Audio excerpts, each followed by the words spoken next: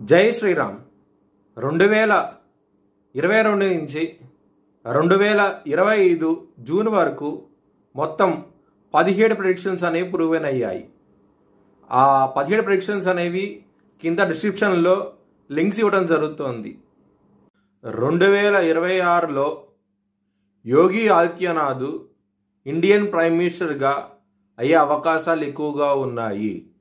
వృషభ రాశికి అధిపతి శుక్రుడు. వృషభ రాశిలో రోహిణి 4 పాదాలు, కృత్తిక 2, 3, 4 పాదాలు, మృగశిర 1, 2 పాదాలు ఉంటాయి.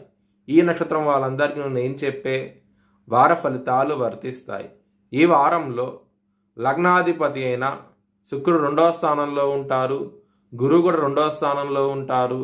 ధనపరంగా మాత్రం చాలా ఎక్సలెంట్ డెవలప్మెంట్స్ అంటూ ఉంటాయి. చాలా ఆనందంగా ఉంటారు.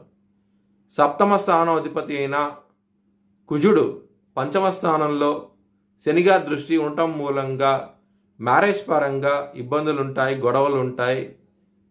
ముఖ్యంగా లవర్స్కి మాత్రం చాలా ఇబ్బందికరంగా ఉంటుంది. ఈ వారం అనేది మాత్రం లవ్ ప్రపోజ్ చేయకుండా రిజెక్ట్ చేసే అవకాశాలు ఎక్కువగా ఉన్నాయి. అండర్స్టాండింగ్ ప్రాబ్లం రావడం జరుగుతుంది. జాగ్రత్తగా ఉండండి.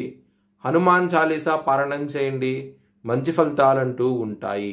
బిజినెస్ పరంగా మాత్రం పెట్టుబడి అనేది తగ్గించి పెట్టుకోండి. ఈ వారం అనేది అంత అనుకూలంగా లేదు, మీకు ఇబ్బంది పడే అవకాశమే ఎక్కువగా ఉన్నది. ఆరోగ్యపరంగా కొంచెం జాగ్రత్త అంటూ ఎక్కువ తీసుకోండి. స్ట్రెస్ అనేది అధికంగా ఉంటుంది ఈ వారం అనేది.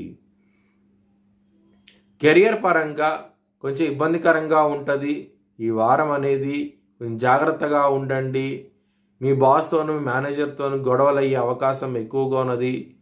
ఎంత కష్టపడినా సరే మీకు ఫలితం రాకపోవడం అనేది ఇబ్బంది పెడుతుంది, మిమ్మల్ని మానసిక ఆందోళనకు గురి చేస్తుంది. కొంచెం జాగ్రత్త అంటూ ఎక్కువ తీసుకోండి. దక్షిణామూర్తి స్తోత్రపారాయణం చేయండి. మంచి ఫలితాలంటూ ఉంటాయి. కోర్టు కేసు విషయాల్లో మాత్రం వ్యతిరేక తీర్పు వస్తుంది. జాగ్రత్తగా ఉండండి. శత్రువుల నుంచి ఇబ్బందులు వస్తాయి. మీరు దక్షిణామూర్తి స్తోత్రపారాయణం చేయండి.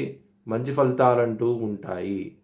ఎవరికి అప్పు ఇవ్వకండి. ఒకవేళ ఇస్తే కనుక అది వచ్చే అవకాశాలు చాలా తక్కువగా ఉంటాయి.